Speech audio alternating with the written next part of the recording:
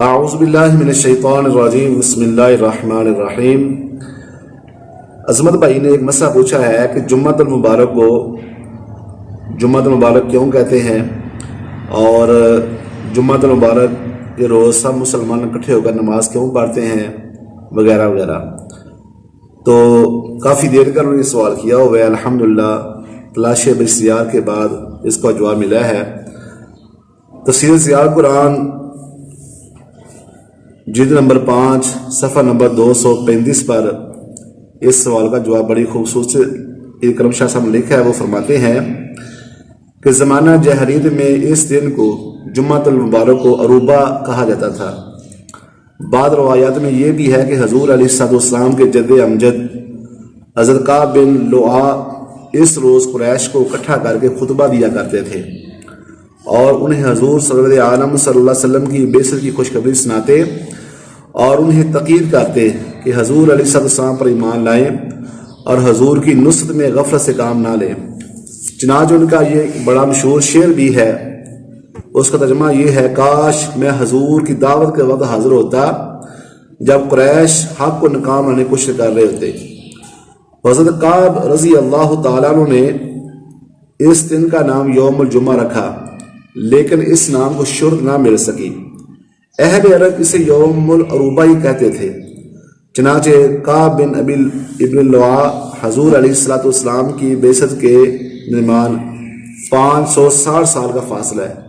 حضور کے جد امجد تھے، 560 سال کا فاصلہ ہے۔ تو حضور علیہ السلام نے مدینہ تشریف لانے سے پہلے ہی حضرت مصعب بن عمیر کو تبلیغ کے لیے یثرب یعنی مدینہ روانہ فرما دیا تھا۔ ان کی مساعی جمیلہ سے یعنی ان کی کوشش سے یثرب کے کافی لوگ یعنی مدینہ شریف کے کافی لوگ اسلام قبول کر چکے تھے۔ ان کے دل میں یہ خیال پیدا ہوا، جو مسلمان تھے، ان کے دل میں یہ خیال پیدا ہوا کہ ہفتہ میں یہودی ایک دن عبادت کرتے ہیں، اس طرح عیسائی بھی اتوار و دن ایک دن عبادت کرتے ہیں، چنانچہ ہمیں بھی دن مقرر کرنا چاہیے۔ تو اس دن سب چھوٹے بڑے اکٹھے ہو کر اللہ تعالیٰ کا ذکر اور اس کی عبادت کریں اور اس کا شکر ادا کریں۔ تو انہوں نے اپنے اس اجتماع کے لیے عروبہ کا دن ہی منتخب کیا، جو نبی کریم علیہ السلام کے جد امجد حضرت کعب ابن لؤا جس دن آپ لوگوں کو اکٹھا کرتے تھے، خطبہ دیا کرتے تھے، اسی دن پر اتفاق ہوا کہ ہم اسی دن اکٹھے ہو کر ہم اللہ تعالیٰ کو یاد کیا کریں گے۔ چنانچہ انہوں نے اپنے اس اجتماع کے لیے عروبہ کا دن ہی منتخب کیا۔ چنانچہ اسی روز یعنی اس روز یثرب کے سارے مسلمان یعنی مدینہ شریف سے یہ میں لفظ نہیں بول رہا کہ حضور علیہ السلام جب مدینہ آئے تھے پھر یہ مدینہ شریف بنا تھا، تو ابھی یثرب ہی تھا۔ تو یثرب کے سارے مسلمان اکٹھے ہوئے اور حضرت اسعد بن زرارہ نے خطبہ دیا اور نماز پڑھائی۔ یہ پہلا جمعہ تھا جو ادا کیا گیا۔ حضرت کعب ابن مالک جب جمعہ کی اذان سنتے دعا مانگتے، اے اللہ ہم سب پر اپنی رحمت نازل فرما۔ چنانچہ ان مسلمانوں کی ایمانی بصیرت نے دو چیزوں کے درمیان ان کی رہنمائی کی، ایک یہ کہ انہیں ہفتہ میں ایک روز عبادت ذکر اور شکر کے لیے مخصوص کرنا چاہیے، دوسرا یہ کہ وہ دن ہفتہ اتوار نہیں ہونا چاہیے بلکہ ان کے علاوہ اور دن مقرر ہونا چاہیے، چنانچہ ہماری ملی انفرادیت برقرار اور نمایاں ہو۔ یہ فیصلہ انہوں نے عزر و اجتہاد کیا تو اللہ تعالیٰ نے ان کے لیے اس اجتہاد پر مہر تصدیق ثبت فرما دی، اور اس وقت سے اس دن کا نام عروبہ سے یوم الجمعہ رکھا گیا۔ پھر اسی نام کو مقبولیت عامہ شہرت دوام حاصل ہو گئی۔ رحمت عالم صلی اللہ علیہ وسلم جب مکہ سے ہجرت کر کے تشریف لائے مدینہ المنورہ میں یعنی یثرب میں، تو وہ مدینہ شریف بن گیا۔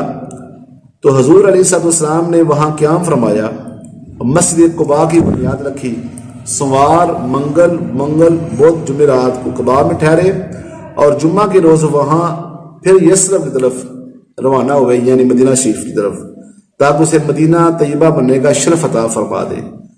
بنی سالم میں بن عوف کی وادی میں پہنچے تو نماز جمعہ کا وقت ہو گیا۔ حضور علیہ السلام وہیں ٹھہرے اور خطبہ جمعہ المبارک ارشاد فرمایا اور نماز جمعہ پڑھائی۔ یہ پہلا جمعہ ہے جو حضور علیہ السلام نے ادا فرمایا۔